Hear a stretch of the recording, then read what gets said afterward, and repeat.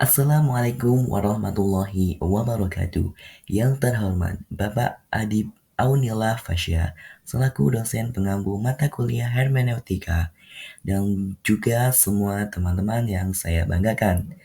Pertama-tama marilah kita panjatkan puja dan puji syukur atas kehadirat Allah Subhanahu wa taala yang telah memberikan anugerah serta rahmat kepada kita sehingga kita diberikan kenikmatan yang tiada tara. Salawat serta salam juga tak lupa kita aturkan kepada junjungan kita baginda Nabi Agung Nabi Muhammad SAW yang kita nantikan syafaatnya di yaumil kiamah nanti. Pada video kali ini saya akan menjelaskan sedikit tentang teori hermeneutika menurut Nasr Hamid Abu Yazid dan juga Fazlul Rahman guna memenuhi tugas UTS mata kuliah hermeneutika.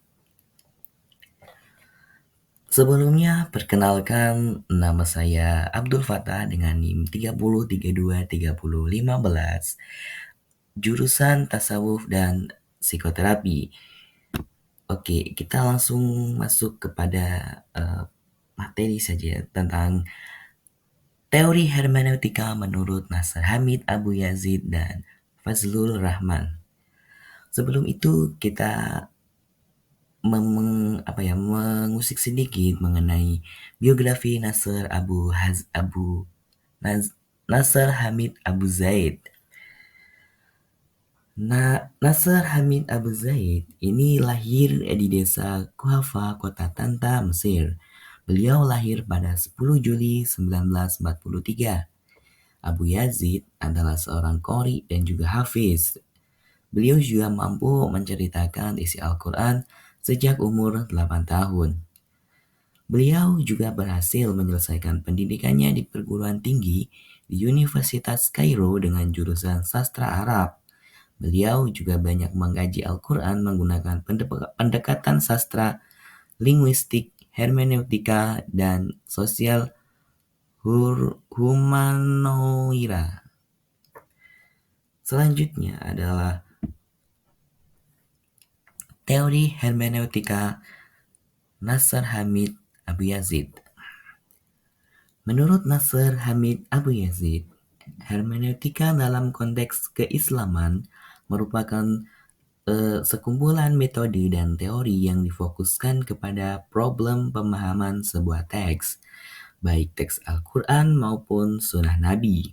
Dalam tradisi hermeneutika Islam, terdapat 3 tren utama dalam teori hermeneutika, terutama yang diterapkan dalam pembacaan Al-Quran. Teori yang pertama adalah teori yang berpusat pada autor atau pengarang, yaitu bahwa makna teks adalah yang dimaksudkan oleh pengarang. Nah, dalam konteks Al-Quran, yang paling banyak mengetahui pengarang adalah Nabi Muhammad SAW, sahabat, tabi'in, dan para ulama penerusnya. Sedangkan dalam konteks hadis, yang merupakan teks sekunder, maka otoritas pemaknaan pada sahabat, tabi'in, dan ulama. Kedua, teori yang berpusat pada teks itu sendiri. Maksudnya adalah penulis tidak begitu berarti sehingga teks independen, otoritatif, dan juga objektif. Ketiga, teori yang berpusat pada penafsiran atau pembaca, yakni bahwa teks tergantung pada apa yang diterima dan diproduksi oleh penafsirnya, sehingga teks bisa ditafsirkan ke arah yang difungsikan oleh pembaca.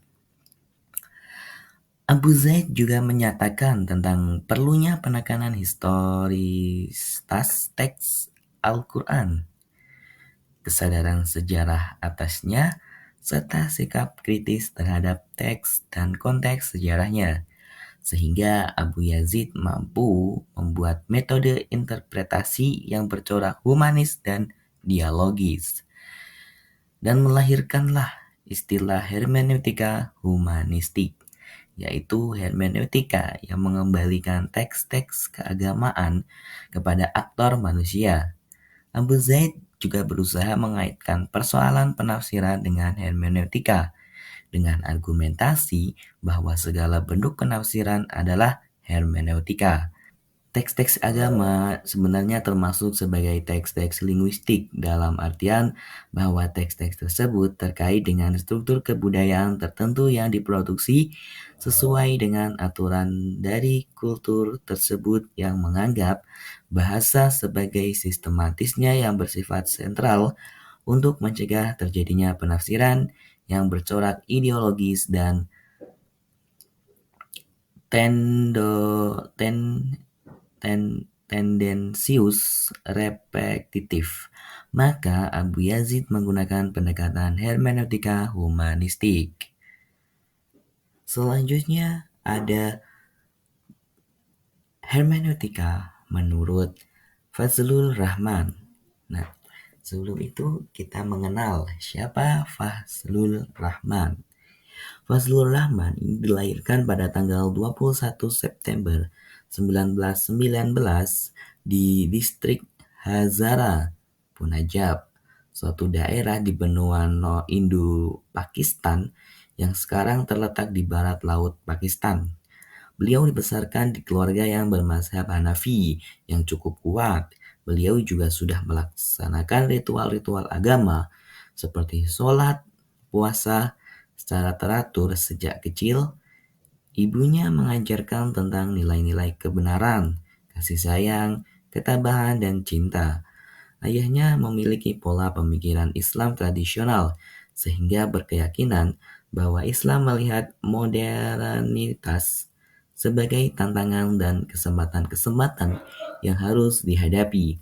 Ketika umur 10 tahun, ia menghafal Al-Quran di luar kepala, dan ketika umur 14 tahun, dia sudah mulai belajar filsafat, bahasa Arab, teologi, hadis, dan tafsir.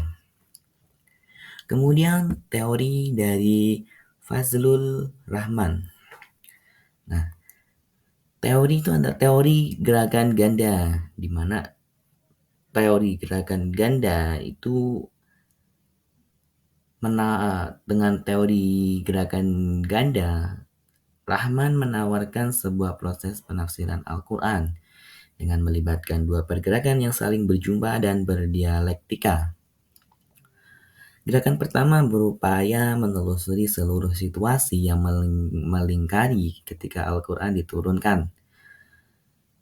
Sedangkan gerakan yang kedua mengkaji seluruh situasi kontemporer dewasa dalam konteks sosial, budaya, ekonomi, norma, politik, nilai, institusi, dan lain-lain. Untuk gerakan pertama sendiri terdapat dua langkah, yaitu yang pertama, orang harus memahami arti atau makna dari suatu pernyataan dengan mengkaji situasi atau problem historis di mana pernyataan Al-Quran tersebut merupakan jawabannya. Kedua, menggeneralisasikan jawaban-jawaban spesifik tersebut dan menyatakannya sebagai pernyataan-pernyataan yang memiliki tujuan moral sosial umum yang dapat disaring dari ayat-ayat spesifik dalam sinaran latar belakang sosiohistoris yang sering dinyatakan.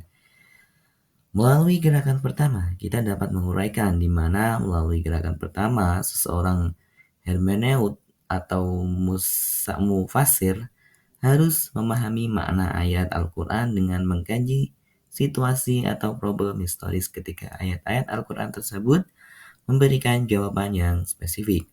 Sebagaimana yang dinyatakan oleh Rahman, di mana Al-Quran adalah respon terhadap realitas yang muncul sehingga setiap ayat yang turun bukanlah kalimat yang berdiri sendiri, melainkan ia terkait dengan konteks sosiohistoris, budaya, dan problem yang dihadapi saat itu.